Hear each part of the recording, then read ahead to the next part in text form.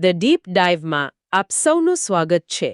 આજે આપણે એક એવા વિષયની બારીકાઈથી તપાસ કરવાના છીએ જે આપણા રસોડાથી લઈને મોટા મોટા ઔદ્યોગિક એકમો સુધી દરેક જગ્યાએ હાજર છે, છતાં મોટે ભાગે આપણું ધ્યાન તેના પર જતું નથી. સાચી વાત. આપણી પાસે NFPA-58 લિક્વિફાઇડ પેટ્રોલિયમ ગેસ એટલે કે જેને આપણે સામાન્ય ભાષામાં LPG કહીએ છીએ, તેના કોડ 2020ના દસ્તાવેજો અને સંબંધિત રિસર્ચનો એક બહુ મોટો સંગ્રહ છે. આજના આ ઊંડાણપૂર્વકના વિશ્લેષણનો મુખ્ય ઉદ્દેશ્ય એ સમજવાનો છે કે એક અત્યંત જ્વલનશીલ ગેસને સુરક્ષિત રીતે કેવી રીતે સંગ્રહિત અને ઉપયોગમાં લેવાય છે. બરાબર. શુષ્ક લાગતા કાયદા અને નિયમોની પાછળ છુપાયેલા સુરક્ષાના આશ્ચર્યજનક વિજ્ઞાનને ઉજાગર કરવાનું આપણું આ મિશન છે. તો ચાલો આ બધી બાબતોને બારીકાઈથી સમજીએ. ચોક્કસ. LPG રોજિંદા જીવનનો એક એવો હિસ્સો છે જેના વગર ચાલતું જ નથી. પણ આ ગેસને એક લોખંડના સિલિન્ડરમાં કેદ રાખવો અને તેને એકદમ સુરક્ષિત રીતે વાપરવો એ કોઈ સામાન્ય વાત નથી. મેં જ્યારે આ દસ્તાવેજો જોયા ત્યારે મને સમજાયું કે આપણે જેટલું વિચારીએ છીએ તેના કરતાં આખી પ્રક્રિયા ઘણી વધારે જટિલ છે. હા. આ માત્ર કાગળ પર છાપેલા નિયમો નથી, પણ દુર્ઘટનાઓમાંથી મળેલા પાઠો અને દાયકાઓના એન્જિનિયરિંગનો એક સીધો નિચોડ છે. બરાબર. NFPA એટલે કે નેશનલ ફાયર પ્રોટેક્શન એસોસિએશનનો 58મો કોડ એ સુનિશ્ચિત કરે છે કે ગેસનું ઉત્પાદન થાય ત્યારથી લઈને તે સિલિન્ડર કે પાઇપલાઇન દ્વારા વપરાશના અંતિમ સ્થળ સુધી ત્યાં સુધી સુરક્ષા જળવાઈ રહે. એક્ઝેક્ટલી. ફિઝિક્સ અને કેમિસ્ટ્રીના સિદ્ધાંતોનો ઉપયોગ કરીને સુરક્ષા જળવાઈ રહે. આ દસ્તાવેજોમાંથી માહિતીના વિશાળ સમુદ્રમાંથી સૌથી મહત્વના મુદ્દાઓ તારવવા એ ખરેખર એક રોમાંચક પ્રક્રિયા છે. હા, બહુ જ રોમાંચક. હું વાંચતી હતી અને મને વારંવાર આશ્ચર્ય થતું હતું. રોજિંદા જીવનમાં આપણે જોતા પણ નથી તેવી નાની બાબતો, એટલે કે જેમ કે વાલ્વ કઈ ધાતુનો બનેલો છે અથવા 2 સિલિન્ડર વચ્ચે કેટલા ફૂટનું અંતર છે, તે કેવી રીતે આખી ઇમારતને ખાખ થતી બચાવે છે તે સમજવું ખૂબ જરૂરી છે. તો શરૂઆત આપણે એક એવી બાબતથી કરીએ જેની સીધી અસર આપણી ઇન્દ્રિયો પર થાય છે. ગંધ. હા. રોજિંદા જીવનમાં જ્યારે પણ ક્યાંય ગેસ લીક થાય છે ત્યારે તરત જ એક અજીબ અને અત્યંત ખરાબ ગંધ આવે છે. આપણે તરત જ સતર્ક થઈ જઈએ છીએ કે ભાઈ ગેસ ચાલુ રહી ગયો છે. બરાબર છે. પણ આ દસ્તાવેજ વાંચતા એક બહુ મોટો ખુલાસો એ થયો કે કુદરતી રીતે LPG સંપૂર્ણપણે અગંધહીન હોય છે. જી. જો એમ જ હોય તો તે એક અદૃશ્ય અને ગંધ વગરનો અત્યંત મોટો ખતરો બની શકે છે. પણ કોડ મુજબ તેમાં એવી ગંધ ઉમેરવી ફરજિયાત છે કે જેથી તે હવામાં જ્વલનશીલતાની નીચલી મર્યાદાના 1/5 એટલે કે 15 ભાગ જેટલો હોય ત્યારે પણ તેને સૂંઘી શકાય. હા. હવે મને આ 15 ભાગનો નિયમ બરાબર સમજાયો નહીં. આ કેવી રીતે કામ કરે છે? જુઓ, અહીં સૌથી આશ્ચર્યજનક બાબત એ છે કે અત્યાધુનિક ટેકનોલોજી અને ઇલેક્ટ્રોનિક સેન્સર્સ હોવા છતાં માનવ ઇન્દ્રિયોને સુરક્ષા કોડનો એક સૌથી મહત્વનો અને અભિન્ન ભાગ બનાવવામાં આવી છે. હા, જ્વલનશીલતાની નીચલી મર્યાદા, જેને અંગ્રેજીમાં લોઅર ફ્લેમેબિલિટી લિમિટ અથવા LFL કહેવાય છે, તેનો અર્થ એ છે કે હવામાં ગેસનું એવું ન્યૂનતમ પ્રમાણ જ્યાંથી તે આગ પકડી શકે. અચ્છા. એટલે જો હવામાં ગેસનું પ્રમાણ આનાથી ઓછું હોય તો આગ ન લાગે. હવે જરા વિચારો, જો આ મર્યાદાના માત્ર 20% જેટલો ગેસ હવામાં ભળે અને માનવ નાક તેને તરત જ પકડી પાડે તો ખતરો ઊભો થાય તે પહેલા જ આપણને ખબર પડી જાય. એક્ઝેક્ટલી. આગ લાગવાની શક્યતા ઊભી થાય તેના ઘણા સમય પહેલા જ ચેતવણી મળી જાય છે. આ દુનિયાની સૌથી પ્રભાવશાળી અર્લી વોર્નિંગ સિસ્ટમ છે, જે સેન્સરની જેમ ક્યારે બેટરી ડાઉન થવાને કારણે બંધ પડતી નથી. આ ખરેખર જબરદસ્ત વાત છે. કુદરતે આપેલી સિસ્ટમનો એન્જિનિયરિંગમાં ઉપયોગ. પણ મેં આ દસ્તાવેજમાં એ પણ નોંધ્યું કે આમાં એક અપવાદ આપવામાં આવ્યો છે. હા, અમુક કિસ્સાઓમાં ગેસમાં ગંધ ઉમેરવામાં આવતી નથી. બરાબર. ઔદ્યોગિક પ્રક્રિયાઓમાં કદાચ ગંધવાળો ગેસ વાપરી શકાતો ન હોય તો આવા કિસ્સામાં શું થાય? કારણ કે જો ગંધ ન હોય અને ગેસ લીક થાય તો ખબર કેવી રીતે પડે? સાચો પ્રશ્ન છે. દસ્તાવેજ કહે છે કે જો ગેસ ગંધહીન હોય તો કન્ટેનર પર લાલ બોર્ડરવાળું અને ચોક્કસ માપ ધરાવતું નોટ ઓડોરાઇઝ્ડ એટલે કે ગંધહીન એવું સ્પષ્ટ લેબલ લગાવવું ફરજિયાત છે. અને મને નવાઈ એ વાતની લાગી કે ટેબલ 5.2.8.5માં તો અક્ષરોની ઊંચાઈ પણ નક્કી કરવામાં આવી છે. હા, એ બહુ ઝીણવટભરી વિગત છે. ઉદાહરણ તરીકે 499 ગેલનથી મોટા ટેન્ક માટે અક્ષરો ઓછામાં ઓછા 4 ઇંચ મોટા હોવા જોઈએ. તો આવું શા માટે? શું 4 ઇંચના જ અક્ષરો હોવા જરૂરી છે? કારણ કે જાણે ગંધ દ્વારા મળતી ચેતવણી ગેરહાજર હોય ત્યારે વિઝ્યુઅલ વોર્નિંગ એટલે કે આંખથી જોઈ શકાય તેવી ચેતવણી સૌથી મોટી અને સ્પષ્ટ હોવી જોઈએ. બરાબર. 4 ઇંચના અક્ષરો અને લાલ બોર્ડર દૂરથી જ ધ્યાન ખેંચે છે, જેથી ત્યાં કામ કરતા લોકો પહેલેથી જ માનસિક રીતે સતર્ક રહે કે અહીં કોઈપણ લીકેજ અદૃશ્ય અને ગંધહીન હોઈ શકે છે. આ ઉપરાંત કન્ટેનરની સુરક્ષા માટે કોડમાં એમોનિયાની ભેળસેળ ચકાસવા માટેનો પણ એક બહુ વ્યવહારુ નિયમ છે. અચ્છા, મેં એમોનિયા વિશે વાંચ્યું હતું. એ લાલ લિટમસ પેપરવાળો ટેસ્ટ ને? હા, ભૂતકાળમાં એવું બનતું કે ઔદ્યોગિક ટેન્કોમાં અગાઉ એમોનિયા ભરેલો હોય અને પછી તેમાં એલપીજી ભરવામાં આવે. બરાબર. પણ એમોનિયાની થોડી પણ માત્રા એલપીજી સિલિન્ડરના પિત્તળના એટલે કે બ્રાસના વાલ્વને અંદરથી ખાઈ જાય છે. બહુ મોટું નુકસાન પહોંચાડે છે. ઓહ, એટલે વાલ્વ નબળો પડી જાય? હા, તો આને રોકવા લાલ લિટમસ પેપરનો ઉપયોગ કરીને એકદમ સરળ ટેસ્ટ કરવામાં આવે છે. જો વાલ્વ પાસે લાલ લિટમસ પેપર ભૂરું થઈ જાય તો ગેસમાં એમોનિયા હાજર છે તે સાબિત થાય છે અને તે ટેન્કને તરત જ સેવામાંથી હટાવી લેવામાં આવે છે. આ રસાયણશાસ્ત્રનો સીધો અને અત્યંત સાદો ઉપયોગ છે. આના માટે કોઈ મોટી લેબોરેટરીની જરૂર પડતી નથી. બિલકુલ નહીં. પરંતુ માત્ર સાધનો અને રસાયણો જ પૂરતા નથી હોતા. દસ્તાવેજ વારંવાર એ વાત પર ભાર મૂકે છે કે જે લોકો આ ગેસ સાથે કામ કરે છે તેમની તાલીમ ખૂબ અગત્યની છે. હા, માનવ પરિબળ. ગેસ સંભાળતા કર્મચારીઓ માટે યોગ્ય તાલીમ હોવી જોઈએ અને ખાસ કરીને દર 3 વર્ષે રિફ્રેશર તાલીમ ફરજિયાત છે. આવું કેમ? એકવાર તાલીમ લીધા પછી શું લોકો નિયમો ભૂલી જાય છે? આ માનવ સ્વભાવની વાસ્તવિકતા છે. સમય જતાં લોકો સૌથી જોખમી કામમાં પણ સુરક્ષાના નિયમો પ્રત્યે ઉદાસીન બની શકે છે. એટલે કે તેઓ ટેવાઈ જાય છે? હા, જેને આપણે કમ્પ્લેસન્સી કહીએ છીએ. કોડ બનાવનારા એન્જિનિયરો સમજે છે કે વિશ્વના શ્રેષ્ઠ સાધનો અને વાલ પણ ત્યારે જ કામ કરે છે જ્યારે તેનો ઉપયોગ કરનાર વ્યક્તિ સંપૂર્ણપણે સતર્ક હોય. સાચી વાત છે. આ 3 વર્ષનો સમયગાળો એટલા માટે નક્કી કરાયો છે કે જેથી સલામત કાર્યપદ્ધતિઓ, આરોગ્ય અને સુરક્ષાના જોખમો અને કટોકટીમાં એટલે કે ઇમરજન્સીમાં કેવી રીતે કામ કરવું. હા, ઇમરજન્સીમાં પ્રતિભાવ આપવાની રીતો ફરીથી તાજી કરી શકાય અને કોઈ નવી ટેકનોલોજી આવી હોય તો તેની જાણકારી પણ તેમને આપી શકાય. તો આપણે ગંધથી લીક વિશે તો જાણી લીધું અને માનવ પરિબળ વિશે પણ વાત કરી.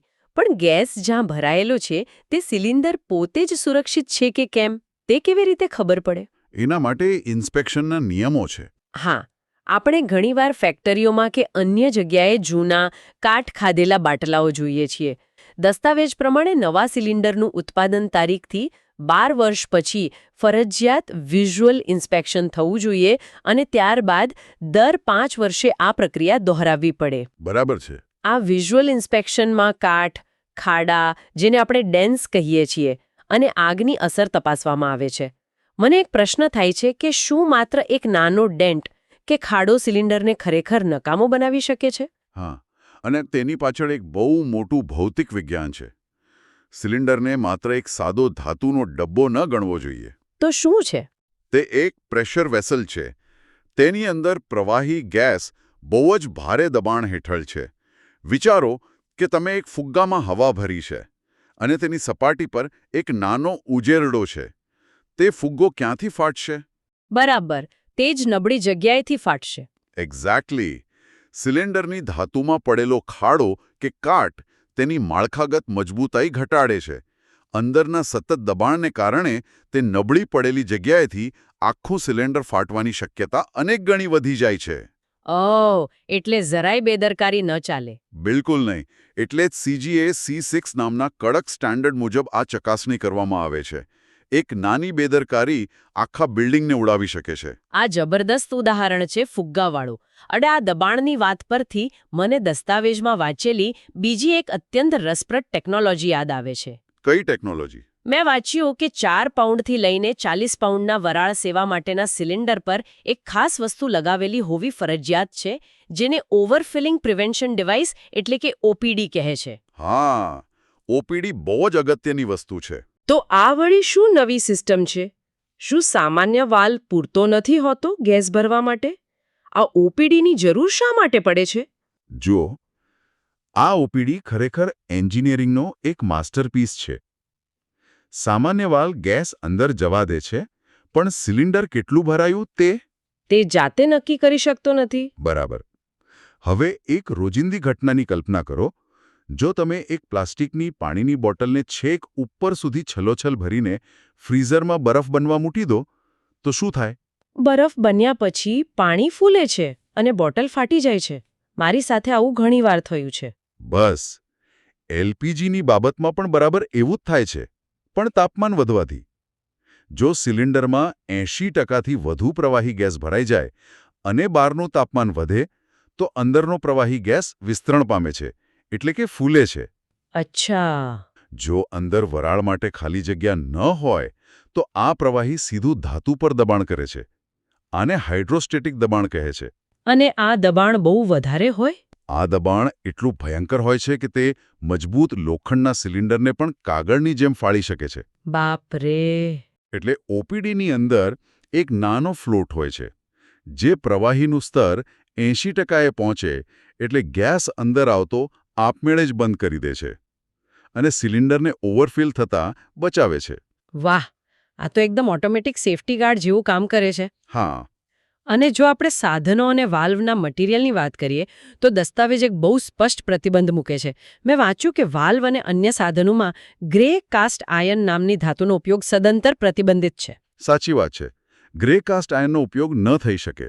એટલું જ નહીં, દબાણ સહન કરતા ધાતુના ભાગોનું ગલનબિંદુ એટલે કે મેલ્ટિંગ પોઈન્ટ 1500 ડિગ્રી ફેરનહાઇટ એટલે કે લગભગ 816 ડિગ્રી સેલ્સિયસથી વધુ હોવું જોઈએ. આટલા ઊંચા તાપમાનનો નિયમ કેમ? ગ્રે કાસ્ટ આયર્નનો ઉપયોગ ન કરવા પાછળનું કારણ એ છે કે તે ધાતુ અત્યંત બરડ હોય છે. જો સિલિન્ડર પડી જાય અથવા તાપમાનમાં અચાનક મોટો ફેરફાર થાય, તો કાસ્ટ આયર્ન કાચની જેમ તૂટી શકે છે. અચ્છા, એટલે મજબૂતીનો પ્રશ્ન છે. અને પેલો 1500 ડિગ્રી ફેરનહાઇટ વાળો નિયમ? હવે 1500 ડિગ્રી ફેરનહાઇટના નિયમની વાત કરીએ. આ નિયમ સીધો આગ સાથે જોડાયેલો છે. જો ક્યારેય સિલિન્ડરની આસપાસ આગ લાગે, તો વાલ્વ અને તેની આસપાસની ફિટિંગ્સ સરળતાથી પીગળવી જોઈએ નહીં. કારણ કે જો વાલ્વ પીગળી જાય તો બધું જ બહાર આવી જાય. એક્ઝેક્ટલી. અને સૌથી મહત્વનું એ છે કે અંદર રહેલો પ્રેશર રિલીફ વાલ્વ, જે વધારાના દબાણને ધીમે ધીમે બહાર કાઢવાનું કામ કરે છે, તે કામ કરતો બંધ થઈ જાય. વાલ્વ મજબૂત રહેશે તો જ તે અંદરનું દબાણ સુરક્ષિત રીતે બહાર ફેંકી શકશે અને મોટા વિસ્ફોટને અટકાવી શકશે. અહીં આખી વાત ખરેખર ખૂબ જ રસપ્રદ અને આશ્ચર્યજનક વળાંક લે છે. કેમ? શું લાગ્યું તમને? આ દસ્તાવેજમાં અગ્નિશામક એટલે કે ફાયર ફાઇટિંગને લગતો એક નિયમ છે, જે સાંભળવામાં તદ્દન ઉલટો લાગે છે. હા, હું સમજી ગયો. તમે કયા નિયમની વાત કરો છો? સામાન્ય રીતે જ્યારે પણ આપણે આગ જોઈએ છીએ, ત્યારે આપણી પ્રથમ પ્રતિક્રિયા શું હોય છે? આપણે કોઈ પણ રીતે તેને બુઝાવવાનો પ્રયાસ કરીએ છીએ. ફાયર એક્સ્ટિંગ્વિશર હાથમાં લઈને સીધો આગ પર મારો કરવાની જ વૃત્તિ થાય ને? બિલકુલ. પરંતુ NFPA 10ના સંદર્ભ સાથે આ કોડ કંઈક અલગ જ વાત કહે છે. કોડ સ્પષ્ટપણે જણાવે છે કે જ્યાં સુધી ઇંધણનો સ્ત્રોત એટલે કે ગેસનો વાલ્વ તાત્કાલિક બંધ ન કરી શકાય, ત્યાં સુધી LPG પ્રેશરની આગ બુઝાવવા માટે ફાયર એક્સ્ટિંગ્વિશરનો ઉપયોગ કરવો જોઈએ નહીં. હા. આવું કેમ? આગને બળતી રહેવા દેવી એ કઈ રીતે સુરક્ષિત હોઈ શકે? આ એક અત્યંત મહત્વપૂર્ણ પ્રશ્ન ઊભો કરે છે અને આ જ સુરક્ષા વિજ્ઞાનનો સૌથી મોટો પાયો છે. જો આગ લાગી હોય અને તેને બુઝાવી દેવામાં આવે, પણ વાલ્વ બંધ ન કરી શકાયો હોય, તો શું થાય? ગેસનો પ્રવાહ તો ચાલુ જ રહે છે. હા, ગેસ તો બહાર આવતો જ રહેવાનો. બરાબર. હવે આગ નથી, પણ હજારો લીટર અત્યંત જ્વલનશીલ ગેસ હવામાં ફેલાવા લાગશે. તે જમીન પર પથરાશે અને એક મોટું અદૃશ્ય વાદળ બનાવશે. પવનની સાથે આ ગેસનું વાદળ કોઈપણ દિશામાં જઈ શકે છે. અને પછી એને નાની સરખી તણખી મળે તો? બસ એ જ સૌથી મોટો ખતરો છે. હવે આ વાદળને આસપાસ ક્યાંય પણ કોઈ નાની તણખી મળશે, કોઈ વાહનનું સાયલેન્સર મળશે કે કોઈ ઇલેક્ટ્રિક સ્વિચ ચાલુ થવાનો સ્પાર્ક મળશે તો એક ભયાનક વેપર ક્લાઉડ એક્સપ્લોઝન થશે. ઓહો, વેપર ક્લાઉડ એક્સપ્લોઝન? હા, અને આ વિસ્ફોટ મૂળ આગ કરતાં 100 ગણો વધુ વિનાશક હશે. તેથી સુરક્ષાનો નિયમ કહે છે કે જ્યાં સુધી વાલ્વ બંધ કરીને ગેસનો સપ્લાય રોકવામાં ન આવે ત્યાં સુધી ગેસને બળવા દો. મતલબ કે આગ છે ત્યાં સુધી એ ગેસ બળીને ખતમ થઈ રહ્યો છે. એક્ઝેક્ટલી. જો તે બળી રહ્યો છે તો તે નિયંત્રણમાં છે અને તે વાદળ બનીને ફેલાશે નહીં. અદૃશ્ય ગેસનું વાદળ એ આગ કરતાં પણ મોટો દુશ્મન છે. આ નિયમ ખરેખર સામાન્ય સમજથી વિપરીત છે, પણ તેની પાછળનું લોજિક એટલું સચોટ છે કે તે જિંદગી બચાવી શકે છે. ચોક્કસ. હવે ચાલો ચર્ચાને એક નવા સ્તર પર લઈ જઈએ. જો આ ગેસ આટલો જોખમી છે તો તેના મોટા ટેન્કને મૂકવા ક્યાં? આને લગતો ત્રીજો મહત્વનો વિભાગ છે સ્થાપના, અંતર અને આસપાસનું પર્યાવરણ. હા, લેઆઉટના નિયમો. દસ્તાવેજ જણાવે છે કે સામાન્ય રીતે એલપીજી કન્ટેનર ઇમારતોની અંદર રાખી શકાતા નથી. હા, ફોર્કલિફ્ટનું રિપેરિંગ કે એવા કેટલાક અપરાધો છે, પણ મોટે ભાગે તેને ખુલ્લામાં જ રાખવા પડે છે. બરાબર છે. અને ત્યાં એક આખું નવું કોષ્ટક આવે છે ટેબલ 6.4.1.1 માં કન્ટેનરની ક્ષમતા મુજબ ઇમારતોથી કેટલું અંતર રાખવું તે દર્શાવવામાં આવ્યું છે. દાખલા તરીકે 501 થી 2000 ગેલનના કન્ટેનર માટે કોઈ પણ મહત્વની ઇમારતથી 25 ફૂટનું અંતર જાળવવું ફરજિયાત છે. તો આ બધાનો અર્થ શું છે? આટલા બધા ફૂટ ઇંચના નિયમો કેમ? જો આપણે આને મોટા ચિત્ર સાથે જોડીએ તો આ અંતરના નિયમો માત્ર આગને ફેલાતી અટકાવવા માટે નથી. તે અદૃશ્ય ગેસના વર્તનને ધ્યાનમાં રાખીને બનાવવામાં આવ્યા છે. ગેસનું વર્તન? એટલે જુઓ, એલપીજી હવા કરતાં ભારે હોય છે. અચ્છા. જો તે લીક થાય તો તે હવામાં ઉપર ઉડવાને બદલે જમીન પર પથરાય છે અને નીચાણવાળા વિસ્તારોમાં જેમ કે ગટર કે ભોયરામાં જમા થાય છે. એ વજનદાર છે. હા, બરાબર. તો 25 ફૂટ કે 50 ફૂટનું અંતર એટલા માટે રાખવામાં આવે છે કે જો લીકેજ થાય તો ગેસ ઇમારતમાં ઘૂસી જતા પહેલા હવામાં ભળીને પાતળો થઈ જાય. એટલે પેલા એલએફએલ કરતાં ઓછો થઈ જાય. હા, એક્ઝેક્ટલી. તેનું પ્રમાણ આપણે અગાઉ વાત કરી તે લોઅર ફ્લેમેબિલિટી લિમિટ કરતાં નીચે જતું રહે. જેમ જેમ કન્ટેનરની ક્ષમતા વધે છે તેમ તેમાં અંતર 400 ફૂટ સુધી પહોંચી જાય છે. આ શહેરી આયોજન અને જ્વલનશીલ પદાર્થની સુરક્ષા વચ્ચેનું સીધું સંતુલન છે. આનો અર્થ એ થયો કે કોઈ નવી ફેક્ટરી બને ત્યારે જમીનની ફાળવણી આ નિયમોના આધારે જ થતી હશે. હા, લેઆઉટ પ્લાનિંગમાં આ સૌથી પહેલું જોવામાં આવે છે. પણ જો જમીન ઓછી હોય અને કન્ટેનરને જમીનની અંદર એટલે કે અંડરગ્રાઉન્ડ કે માટીથી ઢાંકીને રાખવાના હોય તો દસ્તાવેજ કાટ સામે રક્ષણ અને કેથોડિક પ્રોટેક્શન સિસ્ટમની માંગ કરે છે. મને કાટ લાગવાની પ્રક્રિયા તો સમજાય છે કે જમીનમાં ભેજ હોય એટલે લોખંડ કટાય, પણ આ કેથોડિક પ્રોટેક્શન શું છે અને તે કેવી રીતે કામ કરે છે? કેથોડિક પ્રોટેક્શન એ બીજું એક રસપ્રદ અને અદ્ભુત વિજ્ઞાન છે. જમીનની અંદર રહેલો ભેજ, ક્ષાર અને માટીના તત્વો લોખંડની ટેન્ક સાથે પ્રક્રિયા કરીને તેને ખાઈ જાય છે. હા, આ એક ઇલેક્ટ્રોકેમિકલ પ્રક્રિયા છે જેમાં ધાતુ પોતાના ઇલેક્ટ્રોન ગુમાવે છે અને કાટ બને છે. હવે આને રોકવા માટે કેથોડિક પ્રોટેક્શન સિસ્ટમનો ઉપયોગ થાય છે. તો એ સિસ્ટમ કેવી રીતે અટકાવે કાટને? આ સિસ્ટમ મૂળભૂત રીતે ટેન્કને એક પ્રકારનો અત્યંત હળવો વિદ્યુત પ્રવાહ આપે છે અથવા તો તેની સાથે બીજી એવી ધાતુ જોડે છે જે ટેન્કના બદલે પોતે ખવાઈ જાય છે. ઓહ, એટલે બલિદાન આપે છે? બરાબર, જેને સેક્રિફિશિયલ એનોડ કહેવાય છે. ટૂંકમાં જમીનની અંદર ચાલતી રાસાયણિક પ્રક્રિયાની દિશા બદલી નાખવામાં આવે છે જેથી મુખ્ય ગેસની ટેન્ક હંમેશા સુરક્ષિત રહે. આ જમીનની અંદરના અદૃશ્ય દુશ્મનો સામેનું રક્ષણ છે. એટલે કે વીજળી અને રસાયણશાસ્ત્રનો ઉપયોગ કરીને લોખંડને બચાવવાનું? ખરેખર અદ્ભુત. હા. આ ઉપરાંત દસ્તાવેજમાં વાષ્પીકરણ ઉપકરણો એટલે કે વેપોરાઇઝર્સ વિશે પણ ઘણી વિગતો છે. ડાયરેક્ટ ફાયર્ડ અને વોટર બાથ એમ અલગ અલગ પ્રકારના વેપોરાઇઝર હોય છે જે ઔદ્યોગિક વપરાશ માટે પ્રવાહી ગેસને ઝડપથી વરાળમાં ફેરવે છે. બરાબર. કોડ કહે છે કે આ ઉપકરણોમાં પ્રેશર રિલીફ વાલ્વ એવી રીતે ગોઠવાયેલા હોવા જોઈએ કે તાપમાન 140 ડિગ્રી ફેરેનહીટ એટલે કે લગભગ 60 ડિગ્રી સેલ્સિયસથી વધે નહીં. હા, અને જ્યાં ગેસ એક ટેન્કમાંથી બીજા ટેન્કમાં ટ્રાન્સફર થાય છે, જેને પોઈન્ટ ઓફ ટ્રાન્સફર કહે છે, તેના અંતર માટે પણ કડક નિયમો છે. આવું કેમ? કારણ કે ટ્રાન્સફર પોઈન્ટ એ સમગ્ર સિસ્ટમમાં સૌથી વધુ જોખમી જગ્યા હોય છે. કેમ? ત્યાં તો માણસો ઊભા હોય છે. બસ એટલે જ ત્યાં હોસ પાઇપ જોડવામાં આવે છે, વાલ્વ મેન્યુઅલી ખોલવામાં અને બંધ કરવામાં આવે છે. માનવીય ભૂલ થવાની કે પાઇપ ફાટવાની સૌથી વધુ શક્યતા ત્યાં જ હોય છે. અચ્છા. તેથી જ કોડ મુજબ આ ટ્રાન્સફર પોઈન્ટ કોઈપણ ઇમારતો, રસ્તાઓ કે અન્ય જોખમી સ્થળોથી ચોક્કસ અંતરે હોવો જ જોઈએ. અને પેલી વેપોરાઇઝરના તાપમાનની વાત? વેપોરાઇઝરની વાત કરીએ તો તે મૂળભૂત રીતે ગેસને ગરમ કરીને વરાળ બનાવે છે. જો તાપમાન નિયંત્રણમાં ન રહે તો અતિશય દબાણ ઉત્પન્ન થઈ શકે છે. બરાબર. 140 ડિગ્રી ફેરનહાઇટની મર્યાદા એ સુનિશ્ચિત કરે છે કે ગેસ સુરક્ષિત રીતે વરાળ બને, પણ દબાણ એટલું ન વધે કે સિસ્ટમ ફાટી જાય. આ દરેક નિયમ પાછળ થર્મોડાયનેમિક્સનું ચોક્કસ ગણિત રહેલું છે. આ આખી ઊંડાણપૂર્વકની ચર્ચા સાંભળ્યા પછી એટલું તો સ્પષ્ટ છે કે આ કોઈ સામાન્ય નિયમોની પુસ્તિકા નથી. બિલકુલ નથી. આ દાયકાઓથી એકત્રિત થયેલું ભૌતિક વિજ્ઞાન, રસાયણશાસ્ત્ર, માનવ વર્તનનો અભ્યાસ અને એન્જિનિયરિંગનું એક અદ્ભુત સંયોજન છે.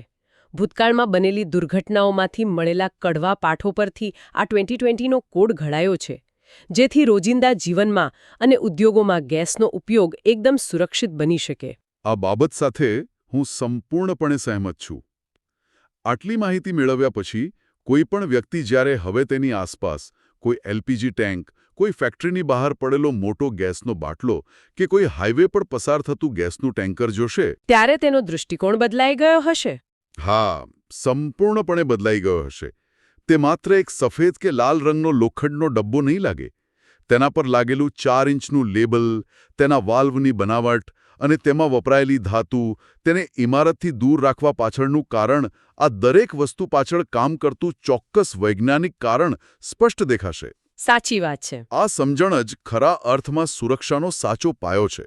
અને હવે આજના આ વિશ્લેષણના અંતે એક વિચારવા જેવો પ્રશ્ન મૂકીને જઈએ. ચોક્કસ. જો એલપીજી જેવા અત્યંત અસ્થિર, અદ્રશ્ય અને જ્વલનશીલ ગેસ માટે દાયકાઓના અભ્યાસ પછી આટલી સચોટ, ફેઇલ્ડ સેફ એન્જિનિયરિંગ સિસ્ટમ અને અંતરના કડક નિયમો બનાવી શકાયા છે, તો ભવિષ્યની ઊર્જા માટે આપણે શું કરી શકીએ? રસપ્રદ વિચાર છે. આજે દુનિયા રિન્યુએબલ એનર્જી તરફ જઈ રહી છે, જ્યાં પવન અને સૂર્ય ઊર્જાને સંગ્રહિત કરવા માટે ઉચ્ચ ક્ષમતાવાળી વિશાળ લિથિયમ આયન બેટરી સ્ટોરેજ સિસ્ટમ્સનો ઉપયોગ થાય છે. આ બેટરીઓ પણ થર્મલ રનઅવે એટલે કે અતિશય ગરમ થઈને અટકાવી ન શકાય તેવી આગ લાગવાનું મોટું જોખમ ધરાવે છે. હા, બેટરીની આગ બહુ જ ખતરનાક હોય છે. તો શું આજના જટિલ ગેસ કોડ્સ, તેના અંતરના સિદ્ધાંતો અને પ્રેશર રિલીફના નિયમો ભવિષ્યની ઇલેક્ટ્રિક અને ગ્રીન એનર્જી સુરક્ષા માટેનો પાયો બની શકે છે? બની શકે. શું ગેસને સુરક્ષિત રાખતા શીખેલું વિજ્ઞાન આપણને બેટરીને સુરક્ષિત રાખવામાં મદદ કરશે? આ એક એવો પ્રશ્ન છે જેના પર સૌ કોઈએ પોતાના સ્તરે વિચાર કરવો રહ્યો. આજની આ રસપ્રદ ચર્ચામાં જોડાવા બદલ ખૂબ ખૂબ આભાર.